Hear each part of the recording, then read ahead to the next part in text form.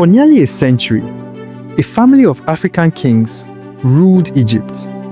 They sat on its throne, wore its crowns, and are officially counted among its pharaohs. Yet, most people who've heard of ancient Egypt have never heard their names. This is the Kingdom of Kush, the African power that didn't just survive next to Egypt. For a time, it conquered it.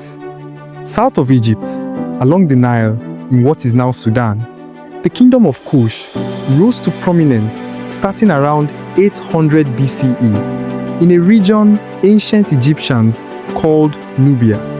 Kush wasn't a new civilization suddenly appearing from nowhere.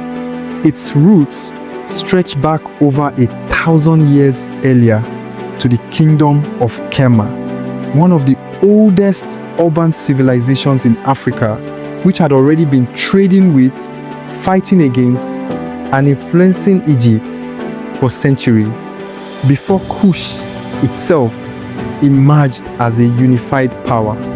By the 8th century BCE, Egypt had fractured into competing regional powers, weakened by internal division. Kush's king, Pie, saw the opportunity and marched north, conquering Egypt city by city, eventually taking control of the entire Nile Valley from Nubia all the way to the Mediterranean. Pie and his successors became Egypt's 25th dynasty, ruling as legitimate pharaohs, restoring temples, reviving classical Egyptian religious traditions that had fallen into neglect, and even building their own pyramids, sharper and steeper than Egypt's, a style that still marks the Nubian desert today, with more pyramids than Egypt itself has ever had. This wasn't Africans borrowing Egyptian culture from the outside. Kushite kings positioned themselves as the true preservers of Egyptian tradition at a moment when Egypt's own rulers had let it slip. Kushite rule over Egypt lasted until the Assyrians invaded in the 7th century BCE, pushing the Kushite pharaohs back south into Nubia.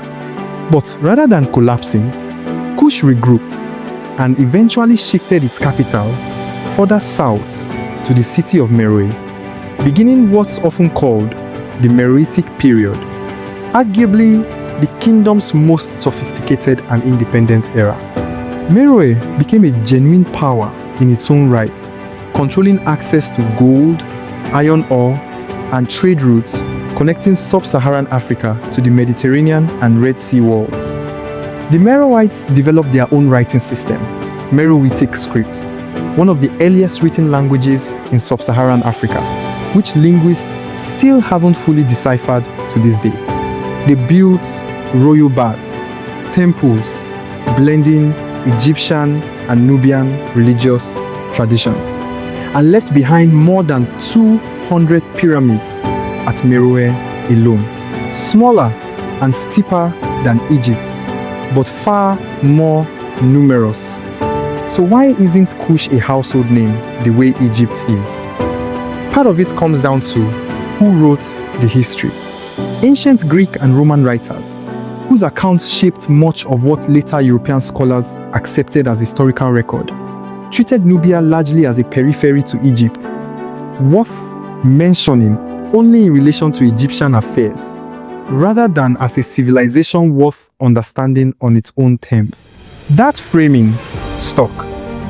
For centuries, Egyptology as a field focused almost entirely north of the First Nile Cataract, treating Nubian sites as secondary or derivative, even when the archaeological evidence showed innovation running in both directions between the two civilizations, not just downward from Egypt. It took 20th century excavations, accelerated by an urgent race against time, when the construction of Egypt's Aswan High Dam threatened to submerge Nubian archaeological sites permanently underwater, to force a serious re-examination of Kush on its own terms.